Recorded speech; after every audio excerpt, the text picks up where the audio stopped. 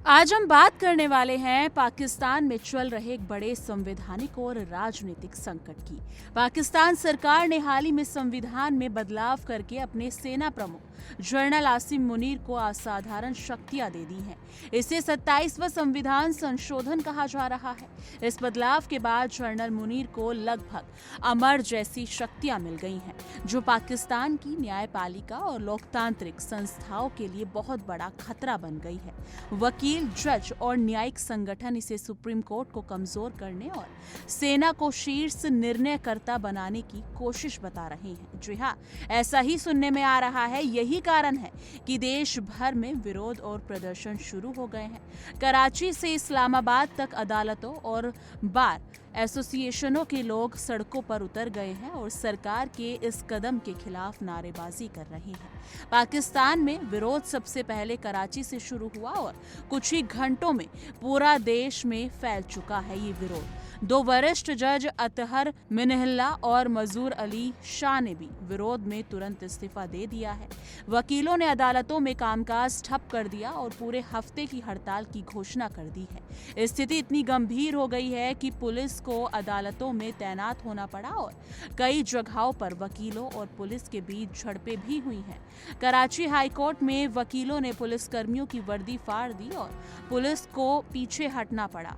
विरोध इतना उग्र था कि अदालत परिसर और बार रूम संघर्ष का मैदान बन गए। स्थानीय रिपोर्ट्स में यह भी बताया गया कि कुछ पुलिसकर्मी मामूली रूप से घायल हुए, लेकिन वकीलों ने कोर्ट परिसर और बार रूम में लगातार नारेबाजी जारी रखी।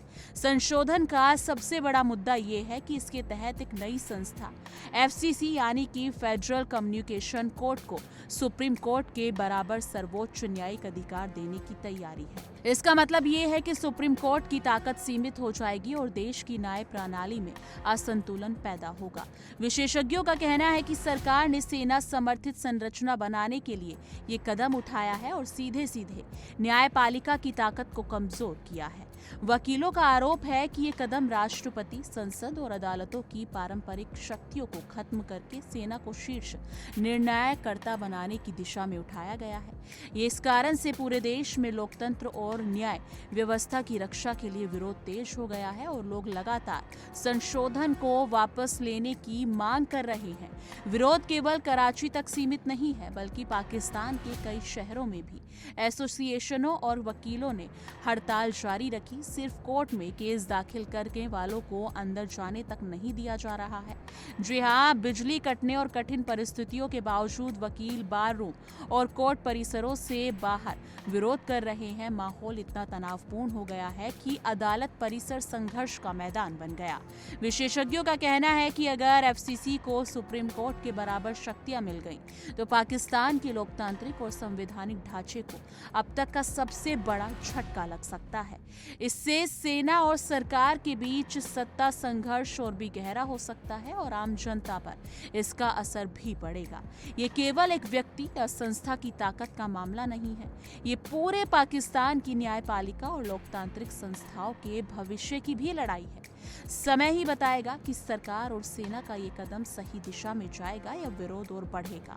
फिलहाल वकील, जज और विपक्षी पार्टी अपने संघर्ष को जारी रखे हुए हैं और जनता हर कदम पर नजर बनाए हुए हैं। पाकिस्तान की संवैधानिक और न्यायी जंग भी अभी जारी है और ये देखना महत्वपूर्ण होगा कि देश में लोकतंत्र और न्यायपालिका की स्थिति कैसे प्रभावित होती है। तो दोस्तों, ये थी पाकिस्तान में चल रहे संवैधानिक और न्यायिक संकट की पूरी खबर।